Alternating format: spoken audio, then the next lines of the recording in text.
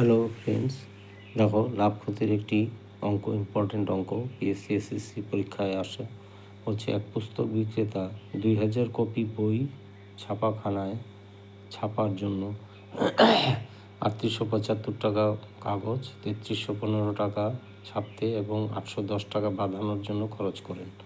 তিনি ক্রেতাদের 20% ছাড় দিয়ে 20% লাভ করেন, লাভে বিক্রি করেন। তার প্রতিটি বইয়ের ধার্য মূল্য কত? দেখো, উৎপাদন ব্যয় 2000 টাকা, কপির মোট যোগ করে 8000 টাকা। এক কপির কত? 8000কে 2000 দিয়ে ভাগ করো, 4 টাকা।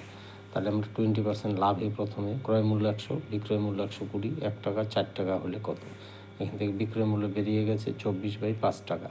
দেখো 20% ছাড়ে, মানে বিক্রয় মূল্য আর ধার্য মূল্য। বিক্রয় মূল্য 80 টাকা হলে ছাড় দিলে 100 টাকা ছাড় দেয় 20 টাকা, তাহলে 80 টাকা বিক্রয় মূল্য, ধার্য মূল্য 100 টাকা। 24/5 টাকা হলে কত হয়? এখানে 6 টাকা বেরিয়েছে কাটাকাটি করে। তাহলে এখানে প্রতিটি বইয়ের ধার্য মূল্য 6 টাকা। অঙ্কটি খুব ভালো। লাইক, কমেন্ট, শেয়ার করো, তোমাদের বন্ধুদের দেখতে সহায়তা করো।